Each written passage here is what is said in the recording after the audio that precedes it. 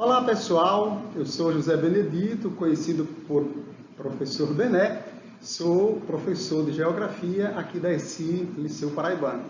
Então, hoje a gente vai conversar um pouco a respeito de algumas questões do Enem, questões que são abordadas pelo Enem, porque você está se preparando para arrebentar nesse Enem. E por isso nós estamos aqui para dar o suporte necessário para você fazer a melhor prova da sua vida, da sua trajetória, porque é a prova que vai dar a oportunidade de você entrar na Universidade Federal.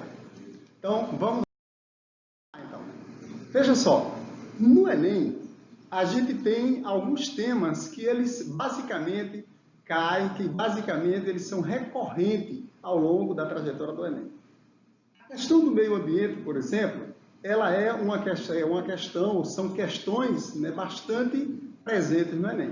E elas aparecem da seguinte forma: poluição do solo, poluição dos rios, poluição da atmosfera, a superpopulação, a questão do uso ou mau uso dos recursos naturais também aparece. São temas que eles aparecem, sobretudo, quando se discute questões como ilhas de calor, lixo, ou seja, o destino do lixo urbano, por exemplo, do lixo que nós, seres humanos, produzimos, poluição dos rios, inversão térmica, chuva ácida, crise hídrica, falta de água e etc. São temas ligados, sobretudo, à urbanização, que, em geral, são próprio das grandes metrópoles, das pequenas e médias cidades de todo o continente latino-americano, europeu, africano e etc. Portanto, são questões de natureza humana e que a gente trabalha no âmbito mundial, né? Portanto, lembre-se sempre, esses temas de natureza ambiental, são temas bastante recorrentes no Enem, ok? Também, do ponto de vista da geografia, a gente precisa ter alguns pontos de atenção no que diz respeito à geografia física, tá? As questões de natureza antrópica, ou seja, que resultam da ação humana, da ação do ser humano, estão sempre presentes. Por exemplo, na questão das bacias hidrográficas, né? A gente recentemente tem observado alguns programas, alguns projetos do governo federal, no sentido de desenvolver tecnologias para poder produzir energia e, com isso, tem efeito direto e indireto sobre as bacias hidrográficas. Então, dentro do Enem, essas questões elas aparecem são bastante recorrentes e estão ligadas, estão vinculadas também à questão da sustentabilidade. Sustentabilidade é um tema que você precisa dominar, é uma ideia, é um conceito, tá? Que você precisa, sobretudo para arrebentar no Enem, você precisa dominar. Por quê? Porque se trata do equilíbrio, da busca pelo equilíbrio para suprir as necessidades do presente, ou seja, da nossa geração, sem afetar as gerações futuras e, sobretudo, o meio ambiente. Sobretudo, considerando a necessidade de preservação, sobretudo, considerando a necessidade de podermos viver e conviver em harmonia com o meio ambiente. Não esqueça que o exercício da curiosidade, como Luiz Paulo Freire, ele convoca a imaginação e ele vai ser o teu passaporte para aumentar o teu repertório cultural. Então, vamos em frente. Veja só. Revolução Industrial. Todos nós já ouvimos falar, já estudamos, né, vários conteúdos sobre Revolução Industrial. Dentre os diferentes conteúdos de Revolução Industrial, a gente tem um aspecto que é bastante peculiar para a questão do meio ambiente, que é a questão da queima dos combustíveis fósseis. A primeira, a segunda e agora também a terceira Revolução Industrial, já estamos falando da quarta Revolução Industrial, a gente não conseguiu se livrar dos combustíveis fósseis. que são combustíveis que têm um grande grau, né, de emissão de produtos, de partículas que poluem o meio ambiente. E por isso trazem consequências ou danos não só ao meio ambiente, né, à natureza, né, como também à própria saúde nossa enquanto ser humano. Portanto, esses problemas que nós vamos tratar a partir de agora, nesse nosso diálogo, são questões que estão vinculadas diretamente à revolução ou às revoluções industriais. Então, vamos lá. Chuva ácida, o nosso primeiro tema a conversar, para que nós possamos conversar, chuva ácida. Bom, eu coloquei aí um conceitozinho, você pode acompanhar na tela, na parte inferior, na parte de baixo da tela, que diz o seguinte: a chuva ácida é um fenômeno atmosférico que ocorre sobretudo em países com elevado nível de industrialização.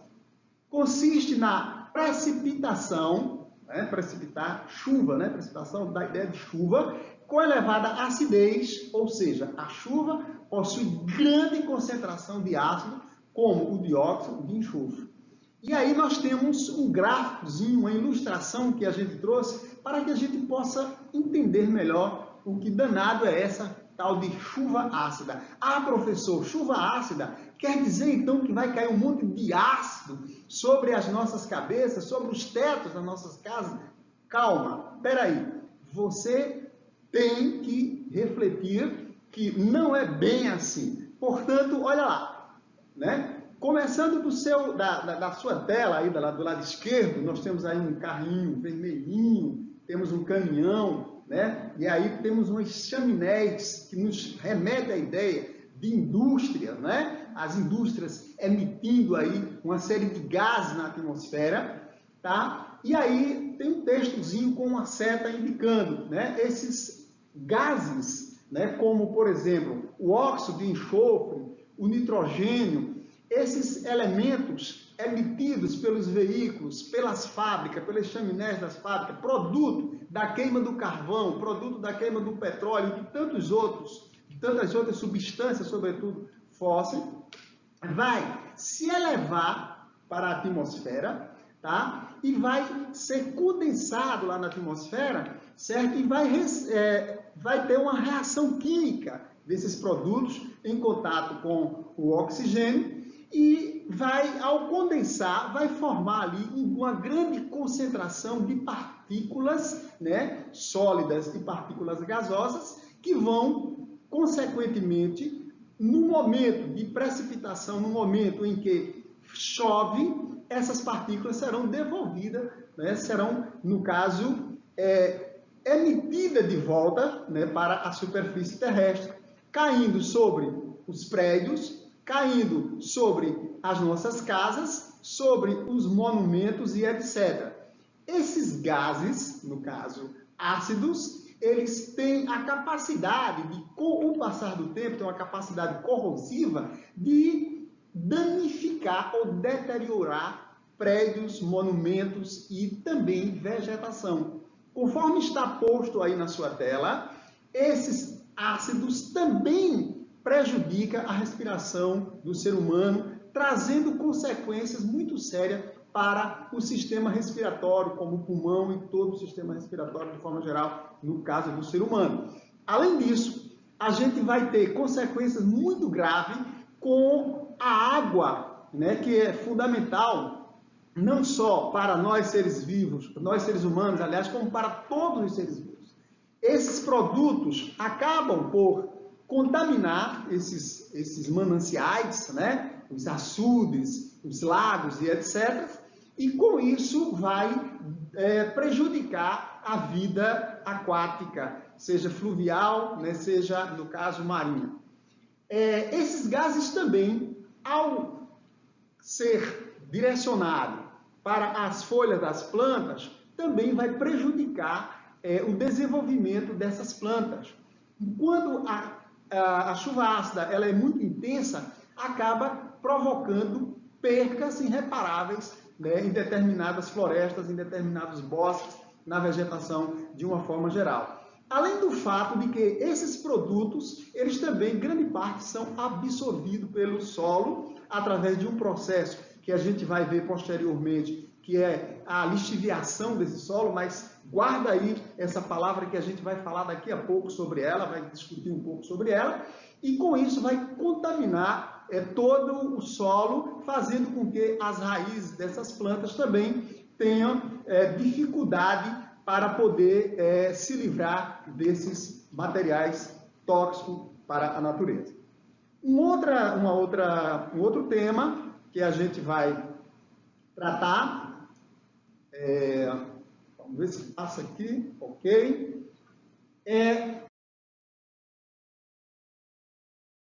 as chamadas ilhas de calor.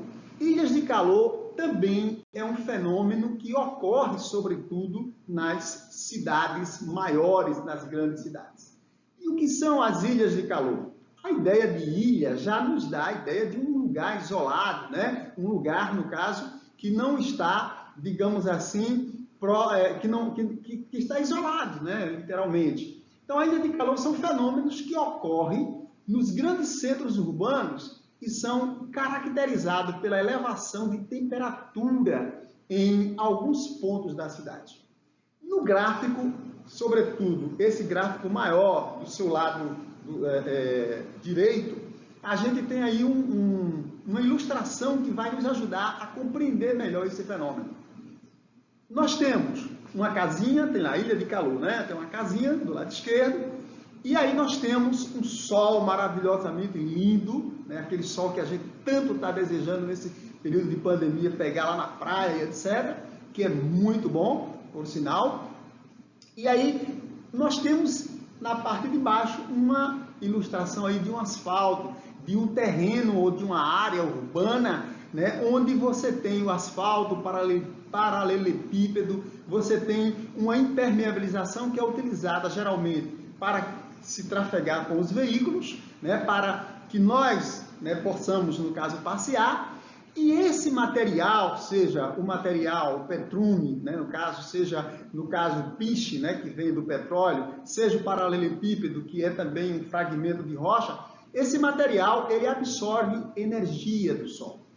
Ele absorve essa energia do Sol e ele retém essa energia. Ele segura, né, essa energia. De tal forma que eu acho que você já fez a experiência, né, de tentar caminhar numa rua asfaltada ou numa rua de paralelepípedo com o pé descalço e você não aguenta quando é um horário assim, entre 12 e 3 horas da tarde. Por quê? Porque vai estar extremamente quente. E essa energia, né, que é armazenada, ela vai permanecer ali no asfalto, vai permanecer ali no paralelepípedo pelo determinado tempo, né, mesmo depois que o Sol se ponha, como a gente chama, né? Então, veja só. Do outro lado, a gente tem ali, já no extremo da sua tela direita, ali, uma árvorezinha ali e tal. Essa árvore, né, está representando uma área arborizada para dizer o seguinte: nos lugares onde nós temos áreas arborizadas, como parques, jardins, florestas e etc., a incidência do Sol vai ser a mesma, porém a absorção por parte das plantas dessa energia ameniza e nos dá uma sensação térmica mais amena, de tal forma que essa energia ela não se acumula da mesma forma que se acumula no asfalto, ok? Aí mais embaixo, nessa segunda linha aí mais escura, nós temos um outro gráfico para a gente analisar que diz o seguinte: grande parte, quando anoitece, o Sol se põe e anoitece, grande parte dessa energia ela vai se dispersar para a atmosfera. Mas uma outra parte dessa energia ela permanece ainda no asfalto, no paralelepípedo. Ela continua, no caso, gradativamente ou devagarinho, ela continua sendo, no caso, liberada para a atmosfera. Para se ter uma ideia, os estudos dizem que entre uma área arborizada e uma área urbanizada, onde não há vegetação, a diferença a diferença de temperatura entre esses dois ambientes pode chegar até 12 graus Celsius. Ou seja, se você está em uma área arborizada e você está em uma área, por exemplo, de asfalto, você pode ter uma elevação de temperatura muito maior nesse ambiente asfaltado em relação ao ambiente, no caso, arborizado. E com isso, no caso, vai se ter, ao longo, né, sobretudo do dia e da noite, um calor bem maior nessas áreas urbanas, tá? Naquela imagem do seu lado esquerdo, você vai ver uma ilustração, né, inclusive com um gráficozinho ali, um sinal, tá? Para que a gente possa compreender melhor o que eu estou falando. Aí nós temos um exemplo do que seria a ilha de calor.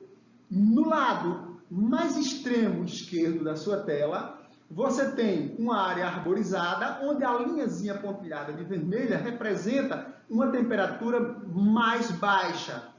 Essa temperatura ela vai sendo elevada à medida que você vai adentrando na cidade. E aí você tem no gráfico essa ilustração avermelhada para poder você compreender que o vermelho, né, está demonstrando a intensidade de calor ao longo do dia e também da noite dentro dessa área urbana.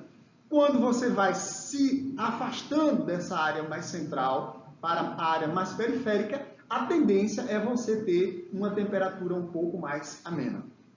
Nessa tirinha agora, de baixo, tem algumas soluções possíveis. Eu não vou ler essa gama de possíveis soluções, mas a gente só para entender que a arborização é fundamental para minimizar o efeito das ilhas de calor.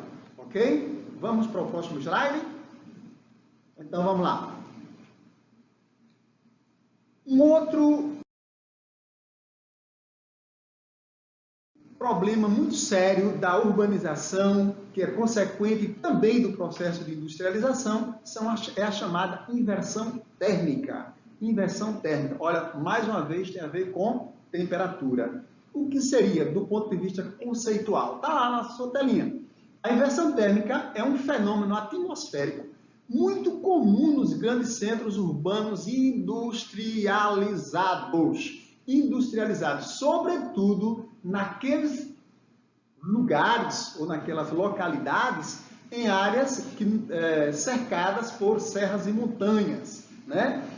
E por quê? Porque, primeiro eu vou falar do fenômeno, depois eu vou voltar a essa ideia da área cercada por montanhas, ok? Veja só,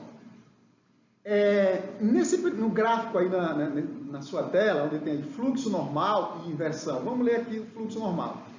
O normal, o comum, né, na nossa atmosfera, é que a gente tenha uma camada de ar mais próxima à superfície terrestre, quente. Por quê? Porque ao longo do dia você vai ter a incidência dos raios solares, que vai aquecer, no caso, o solo, vai aquecer, no caso, as ruas, né? E com isso você vai ter uma elevação da temperatura aqui na área mais próxima da superfície terrestre.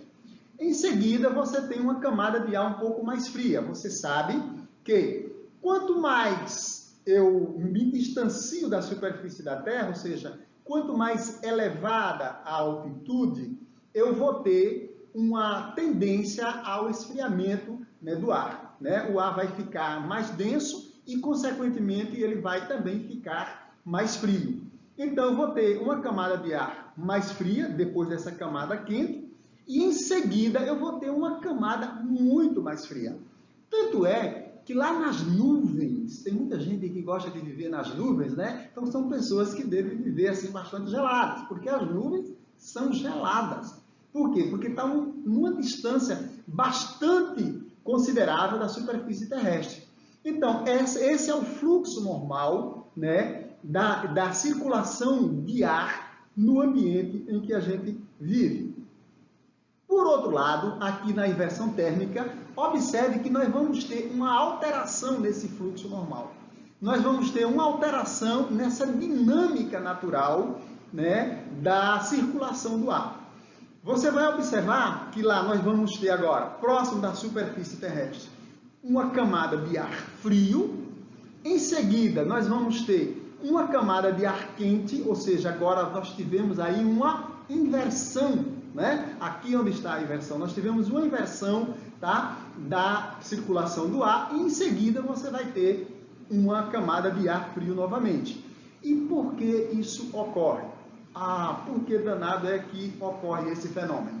Veja só, com a grande quantidade de produtos, né, que são emitidos para a atmosfera, essas partículas, no caso, como a gente viu no slide anterior, e com o aquecimento dessa superfície, né, dessa área mais próxima, né, da Terra, a gente tem um ar muito denso que, embora é um ar pesado, no caso, né, com essas partículas, e que, sobretudo, quando você vai ter uma ausência de sol, ou seja, o sol se põe e aí vai anoitecendo e tende a chegar à madrugada, você vai ter um resfriamento dessa área próxima da superfície terrestre.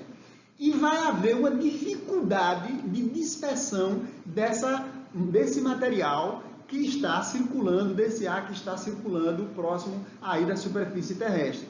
Então, essa camada de ar, ela fica, no caso, armazenada próxima da superfície, não consegue subir, ela não consegue se elevar, esse ar frio, para poder se dispersar, e depois dela, acaba que a gente vai ter uma segunda camada de ar quente, e esse material que está aprisionado, né, próximo da superfície, vai criar ali uma condição, inclusive, de aumento considerável de temperatura e, sobretudo, com muitas partículas nocivas, inclusive, para a nossa respiração, tá? Por isso que a gente chama isso de inversão térmica. Para poder resolver esse problema, é preciso que o ar circule dentro desse fluxo normal.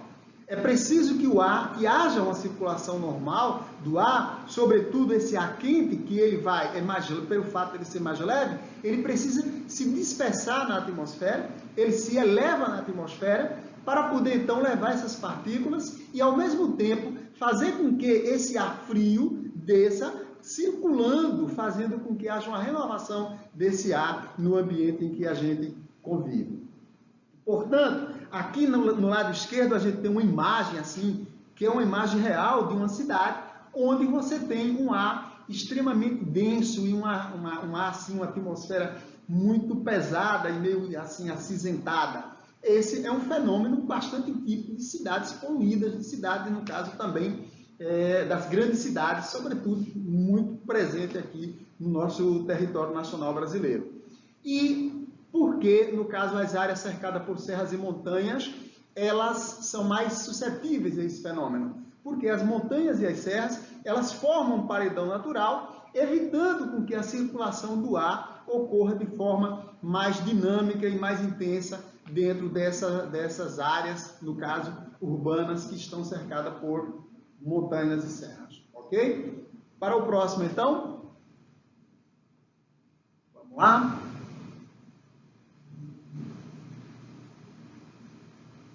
Ok.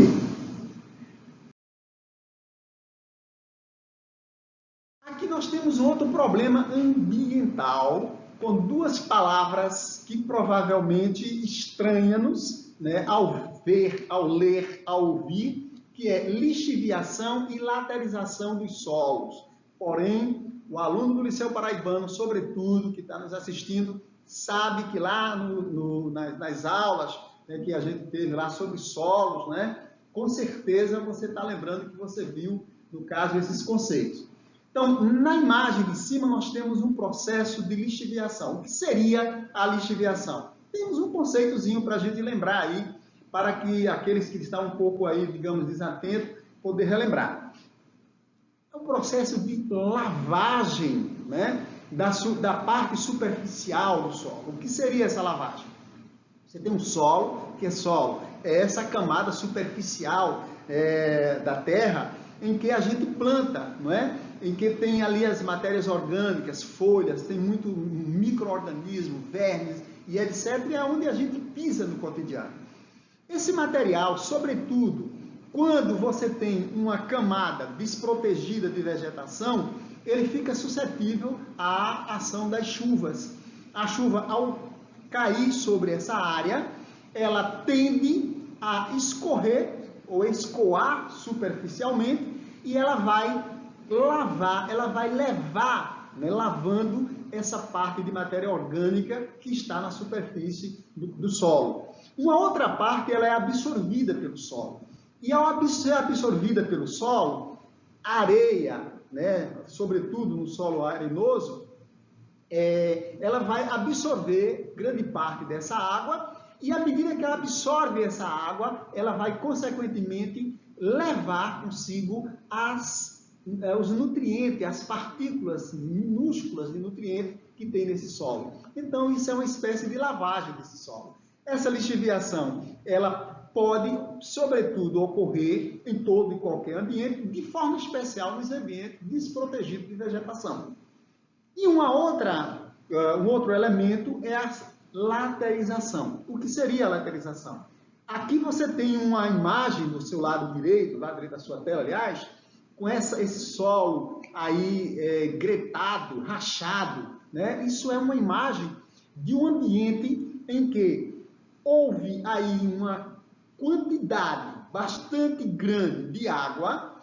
Essa área provavelmente foi mudada, depois a água ela foi ou absorvida pelo próprio solo, né? Ou ela foi evaporada e com isso restou apenas essa área gretada, esse fenômeno aí chamado de laterização.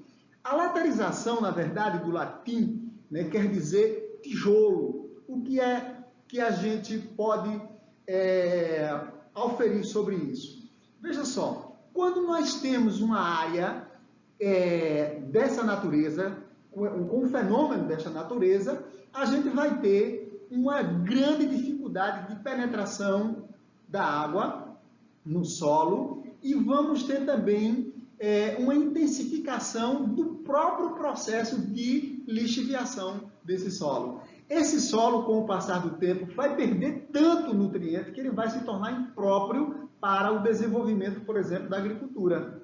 E, consequentemente, você vai, para poder recuperar esse solo, vai ter gastos enormes que muitas vezes, do ponto de vista econômico, não é mais viável. Por quê? Porque o custo é muito elevado. E as pessoas acabam abandonando esses solos.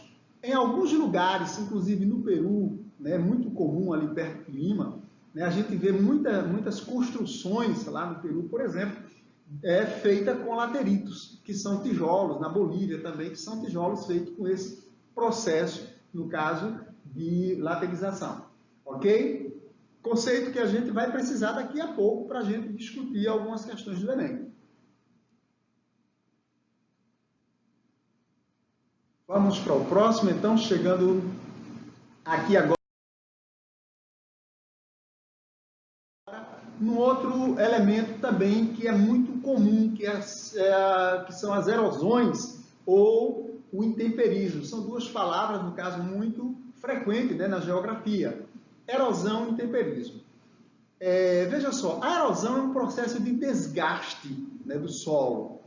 A erosão tem basicamente três fases, que é a parte de desgaste do solo, propriamente dito, né, quando o solo vai perdendo, no caso, essas partículas. O transporte dessas partículas, através, sobretudo, das águas da chuva, pelo processo que a gente chama de enxurrada, não é? E o processo de sedimentação desse solo, certo? Ou dos subsolos rochosos, né? E esse processo, no caso, ele pode ser intensificado também pelos seres humanos, né? Pela ação antrópica. E enquanto isso, antes, aí você tem uma imagem aqui de uma plantação, né, de café, e observe que as plantas elas estão bastante afastadas uma das outras, fazendo com que o solo fique desprotegido de vegetação. A gente sabe que a vegetação ela tem um papel fundamental no sentido de diminuir o impacto das chuvas sobre o solo. Ela também protege esse solo com matéria orgânica, que são o resultante das folhas que caem sobre o solo. Além disso, a própria raiz, ela funciona como um retentor natural dos processos erosivos, ou seja, a enxurrada não vai com tanta facilidade ocorrer em áreas onde você tem uma grande concentração de árvore, como uma floresta. No caso aqui dessa imagem, você tem uma plantação em que as plantas estão afastadas uma da outra, abrindo espaço para que a água, ao cair sobre o solo, uma parte dela seja infiltrada e a outra parte escoe superficialmente, fazendo com que haja um processo de arraste dessa matéria orgânica e, consequentemente, desse solo.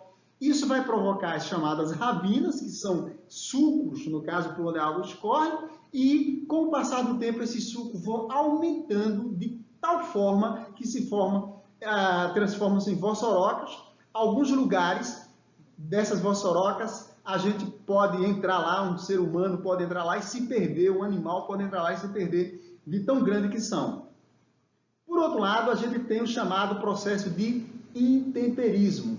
O intemperismo é um processo natural, certo? Fundamental, inclusive, para a formação dos solos, né? Conhecido também como meteorização. Consiste, no caso, na alteração física e química das rochas e de seus minerais. Ou seja, o intemperismo, em outras palavras, é o desgaste, né, tanto físico, químico e biológico, das rochas, que, consequentemente, vai dar origem aos solos e vai também propiciar o nivelamento ou modelamento, sobretudo, dos relevos.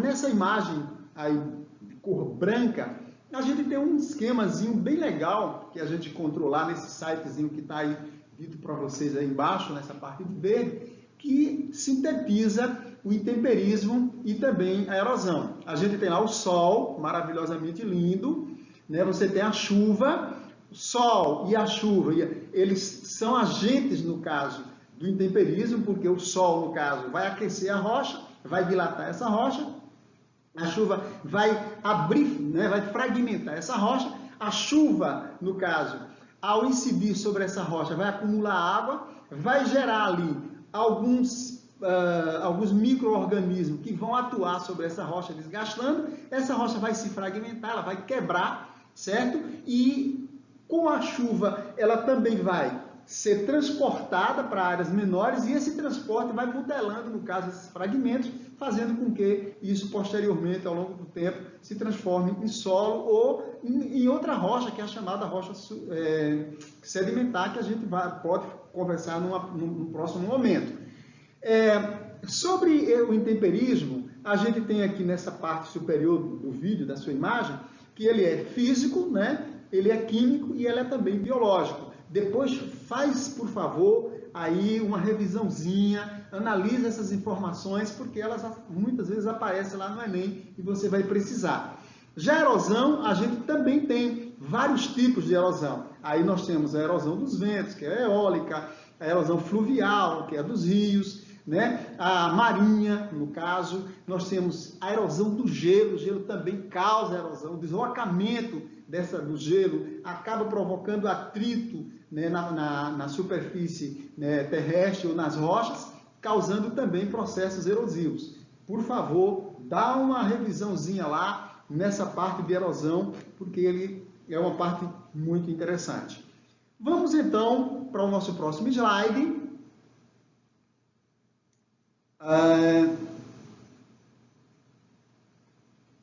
E aqui nós temos finalmente uma questão do Enem, a primeira questão do Enem, uma questão do ano 2013. Você tem aí uma imagem, né, uma imagem com muita informação e olha, toma cuidado. É importante a gente saber que, olha, o Enem, quem preparou o Enem, quem prepara as questões do Enem, sabe que você tem conhecimento, até porque você estudou no Liceu Paraibano e os caras sabem que você tem muito conhecimento de química, física, de geografia e etc. Mas o Enem não está interessado em saber que você tem conhecimento. O Enem está interessado em saber o que é que você vai fazer com esse conhecimento. Como é que você vai atuar pegando esse conhecimento e aplicando isso na tua realidade. Você, como gestor público, como é que você vai tratar do meio ambiente com o conhecimento que você tem? Você que será, se Deus quiser, engenheiro, você que será químico e etc., o que é que você vai fazer com essa informação que você recebeu no Liceu Paraibano? Você vai precisar aplicar isso dentro daquele conceito de sustentabilidade que a gente viu há pouco. Então, toma cuidado. Analisa direito essa questão. Está lá um enunciado e, por isso, leia o enunciado e analise atentamente a imagem. Não responda no impulso. Analise atentamente a imagem. Veja lá. Nós temos aqui, o enunciado primeiro. No esquema, o problema atmosférico relacionado ao ciclo da água acentuou-se após as revoluções industriais. Uma consequência direta desse problema está na... Antes de ir para as assertivas, vamos analisar a imagem. Você tem aqui, uma nuvem bastante grande, tá? Uma nuvem bastante grande. Dentro dessa nuvem, você tem alguns elementos químicos que são característicos, como a gente viu anteriormente, da poluição, né, urbana, sobretudo da poluição industrial. Você tem essas nuvens precipitando, ou seja, está chovendo, e você tem também do outro lado ali uma seta indicando que você tem partículas caindo sobre o solo, que são partículas que estão caindo independente da precipitação, independente da chuva. Você tem no centro lá uma chaminé, você tem veículos, no caso emitindo gases, você tem uma vegetação tanto de um lado como do outro, só que do teu lado esquerdo, do lado direito, perdão, próximo dessas montanhas, você tem aquela palavrazinha que a gente usou há pouco tempo, lixiviação, né? A lixiviação do solo, e você tem um rio, né? E uma dica interessante, aqui na parte inferior esquerda da imagem você tem duas folhas, tá? Você tem duas folhazinhas, e essas folhas elas estão aí, no caso não por acaso, mas elas estão aí exatamente por quê? Porque elas estão indicando o resultado do efeito de todo esse processo, de toda essa dinâmica sobre as plantas. Olha que dica interessante. Eu creio que você já sacou o que é a que eu estou me referindo, né? Mas vamos segurar um pouquinho, porque eu vou passar o slide para a gente comentar cada uma das assertivas, ok? Então vamos lá. Analisar a imagem, agora vamos para as assertivas. E aí, como você já sacou, eu tirei a letra A e deixei lá por último, porque não interessa apenas lhe dizer qual é a assertiva correta, mas o importante é saber por que as outras estão erradas. Isso é fundamental. Então veja só, letra B, elevação das marés. Opa, elevação das marés? Mas o que danado é que tem a ver a elevação das marés com o problema ao qual está sendo referido lá na imagem? Absolutamente nenhum. Porque as marés, no caso, seja elas altas ou baixas, elas têm a ver com a questão da força gravitacional. Lua, Sol, tá? Atração física lá, né? O professor Kilian deve ter ensinado muito bem isso aí para vocês ficaram fera nesse sentido, né? Se é que deu tempo, porque o professor Kilian também passou pouco tempo, chegou essa pandemia danada, e aí atrapalhou um pouco. Mas nem por isso você vai deixar de saber dessas informações, porque ele está falando dessas informações aí nas suas lives, nas suas aulas. Então, se liga e pergunta direitinho sobre isso ao professor Kilian, tá? Que ela é fera nessa coisa aí de força gravitacional. É o nosso Einstein, né, da atualidade. Letra C, erosão das encostas. Pessoal, não pode ser a letra C também, porque erosão das encostas é um processo natural, né? Que sim, ele pode ser agravado pela ação antrópica, ou seja, a ação do ser humano, tá? Mas não está diretamente relacionado com o que está se pedindo na questão anterior. Portanto, a erosão das encostas é um processo natural, que é a fragmentação das rochas, que não é exatamente aquilo que está se pedindo na questão. Tá? Portanto, descarta também essa questão. Laterização de solos. A gente viu agora há pouco que a laterização do solo é um processo também intensificado pela ação humana, sobretudo, né, que tem a ver com o desmatamento e etc., que resulta na formação de uma crosta endurecida na superfície do solo.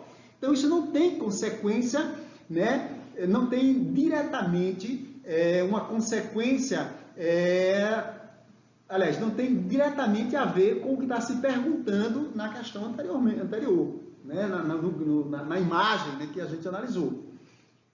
Fragmentação das rochas. O processo de fragmentação da rocha é fruto do intemperismo químico, físico, biológico, provoca a transformação do relevo através desse processo de intemperismo, portanto, não é a assertiva letra E. Agora, a letra A, sim. O esquema mostra a formação da chuva ácida. Está lá no esquemazinho mostrando a poluição emitida pelos gases, da queima dos combustíveis fósseis, os gases emitidos pela chaminé das indústrias. Esse material sendo ali condensado, passando por um processo, né, de reação química, depois precipitando em forma de chuva ácida e em forma, no caso, de chuva também ali que não é uma precipitação propriamente dita e prejudicando, sobretudo, o solo, os mananciais e etc. Portanto, uma das consequências da chuva ácida é o comprometimento do desenvolvimento da vegetação. A chuva ácida vai aumentar a concentração de materiais nocivos ao desenvolvimento da planta, tanto na própria superfície, ou seja, na folha da planta, como também vai penetrar no solo e as raízes vão ter dificuldade de encontrar os nutrientes necessários para alimentar a planta, fazendo com que essa planta ela vá a ter dificuldade, né, de se desenvolver e até mesmo morrer, causando um impacto ambiental assim, muito forte. Portanto, repito, a assertiva é a letra A. Segunda questão. A segunda questão é uma questão do Enem de 2011. É uma questão também bem interessante, tem a ver, né, com o que a gente acabou de conversar. E o enunciado diz o seguinte: o fenômeno de ilha de calor é o exemplo mais marcante da modificação das condições iniciais do clima pelo processo de urbanização, caracterizado pela modificação do solo e pelo calor antropogênico. Antrópico tem a ver com ação humana, o qual inclui todas as atividades humanas inerentes à sua vida na cidade. O texto exemplifica uma importante alteração socioambiental comum aos centros urbanos. A maximização desse fenômeno ocorre, aí você já deve estar olhando aí as assertivas, e eu tenho certeza que ali o pessoal de Mandaca, que é muito esperto, que está fazendo o terceiro ano aqui com a gente, já deve ter sacado a resposta. Mas eu vou comentar de todas as formas, né? Então, vou passar aqui o slide para a gente comentar somente as assertivas, tá bom? Então, veja só. Parabéns, você que acertou aí a questão, né? Mas vamos lá. Veja só. A maximização, o que é maximizar? Intensificar. Então, a questão está pedindo a assertiva ou a alternativa que maximiza, ou seja, que intensifica o fenômeno das ilhas de calor. Ou seja, a questão aqui é a gente descobrir, né, com as informações que a gente tem, qual dessas alternativas intensifica, no caso, o fenômeno da ilha de calor. Então, veja lá a alternativa A. Pela reconstrução dos leitos originais dos cursos d'água antes canalizados. Ora, isso não tem nada a ver, ao contrário, né? A recuperação dos leitos vai ajudar na drenagem da água, diminuindo assim os riscos de inundação, de enchentes, etc. Então, esse processo de reconstrução dos leitos originais dos rios, seria fantástico se a gente conseguisse fazer isso nas cidades, mas isso não vai, em hipótese nenhuma, ao contrário, não vai intensificar ou maximizar o problema das ilhas de calor. Ao contrário, vai diminuir o problema, né, nas cidades. Letra B. pela recomposição de áreas verdes nas áreas centrais dos centros urbanos. Ao contrário, certo? A arborização nas ruas contribui para amenizar o calor, vai contribuir para minimizar o problema das ilhas de calor. Se nós tivéssemos cidades todas totalmente arborizadas, dentro de uma proporção maior em relação às próprias indústrias, né? Nós teríamos cidades mais isentas, ou talvez isentas do problema, né, no caso do fenômeno das ilhas de calor. Portanto, não é essa a alternativa. C. Pelo uso de materiais com alta capacidade de reflexão no topo dos edifícios. Ótimo! Se nós tivermos, no caso, no topo dos edifícios, determinados materiais que permita a reflexão desses raios solares, a gente, obviamente, teria menos acúmulo dessa energia nos prédios, nos edifícios, etc. Tá? Então, essa técnica, essa tecnologia, ela não maximiza, ela não intensifica o problema da ilha de calor. Ao contrário, ela ameniza também a ilha de calor, portanto, não pode ser essa alternativa. Agora, a letra D diz o seguinte: pelo processo de impermeabilização do solo nas áreas centrais das cidades. Aí, o pessoal, né, do Cruz das Armas, o pessoal do interior da Paraíba, todo mundo acertou, porque teve aqui as informações necessárias para poder analisar a questão. E aí você, obviamente, está rindo, né? Que coisa maravilhosa, porque acertou. De fato, a impermeabilização das cidades, através dos asfaltos, do paralelepípedo, do cimento, dos viadutos, de tudo que absorve energia, de tudo que absorve essa energia solar, vai contribuir para o processo de intensificação das ilhas de calor. Ou seja, a maximização do fenômeno de ilha de calor resulta da impermeabilização do solo nas regiões centrais, sobretudo das cidades. Portanto, é a letra D. E aí, finalmente, a letra E, aí, pela construção de vias expressas. Isso até poderia contribuir, né? Poderia intensificar. Mas aí o cara termina com um negócio aí que atrapalhou tudo. E gerenciamento de tráfego terrestre. Não tem absolutamente nada a ver, isso aí é para encher linguiça. Então, ó, analise atentamente as assertivas e vamos gabaritar. Mas antes, tem mais uma outra questãozinha aqui, a terceira questão para a gente encerrar aqui a nossa conversa. É uma questão do Enem de 2019, ou seja, do ano passado, bem recentíssima. Enunciado grande, cuidado. Pessoal, olha, toma cuidado. A pressa, já diz o adágio, ou o ditado popular, que é inimiga da perfeição. Leia atentamente e analise as palavras que estão postas lá, tá? O Enem é fácil quando a gente tem uma bagagem de informação, né, adequada, e ao mesmo tempo a gente tem a paciência necessária para poder analisar cuidadosamente as questões. É óbvio que você não vai passar 30 minutos analisando uma questão, porque o seu tempo é limitado. Mas você tem que ler cuidadosamente, porque muitas vezes o próprio enunciado já responde determinadas questões. Vamos ver esse exemplo? O concreto utilizado na construção civil é um material formado por cimento misturado à areia, a brita e a água. A areia é normalmente extraída de leitos de rios e a brita oriunda da fragmentação de rochas. Impactos ambientais gerados no uso do concreto estão associados à extração de recursos minerais e ao descarte indiscriminado desse material.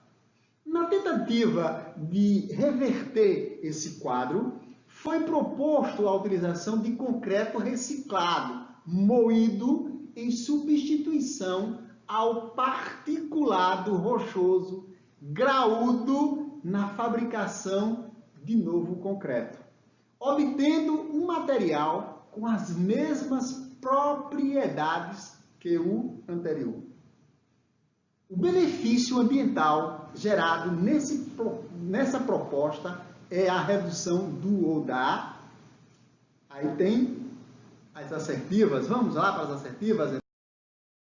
Então, aí veja só, você, né, já deve ter sacado a alternativa, né? De cara, letra A.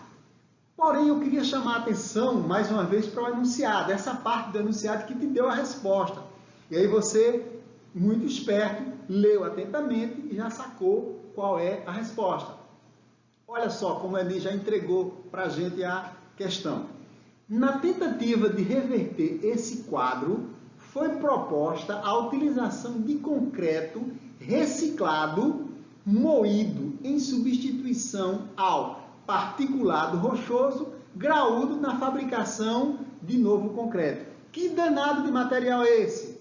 Particulado, partícula rochosa, graúda, fabricado na... Pô, só pode ser a brita, tá? Esse material tão importante para construir, para a construção civil, né? No caso, para a parte de infraestrutura da construção civil. E aí eu trouxe ainda mais a imagem da brita, se alguém por acaso não conhece, e lá uma rocha bem grande sendo, no caso, de onde se extrai, no caso, a matéria-prima para fazer a brita. Então, eu não vou nem ler as assertivas, né, porque as demais, porque o próprio enunciado já nos permitiu, né, identificar a resposta assim de cara. E para finalizar, vou deixar aqui uma frase para vocês, né, de agradecimento, que é do nosso poeta Manuel de Barros, poeta mato-grossense, brasileiríssimo, tá? Muito bom, que diz o seguinte: meu fado é o de não saber quase tudo, sobre o nada eu tenho profundidade. Ou seja, todos nós, diante da gama de conhecimento universal, nós não sabemos quase tudo. Nós temos muita profundidade, de fato, sobre o nada. E é por isso que a gente deve ter motivação para poder aprender, para poder ampliar os nossos conhecimentos.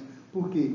Porque à medida que eu tenho curiosidade, à medida que eu tenho a consciência de que eu preciso aprender mais e mais, eu vou sim chegar onde eu quiser, se eu quiser. E você, que é nosso aluno do liceu, você também que não é aluno do liceu, mas que está assistindo às nossas aulas, né, com o apoio aqui do Kylian, com o apoio de toda a equipe técnica, né, do Cleuto, com o apoio, no caso, do nosso Elcio Porto, né, com o apoio da direção através do Olegário, e vamos fazer o melhor possível para deixar o nosso perfume, deixar uma qualidade do nosso trabalho para que você arrebente nesse Enem. Hoje, portanto, eu tentei deixar o meu perfume através das palavras, para que você, então, faça o melhor no Enem. E até a próxima!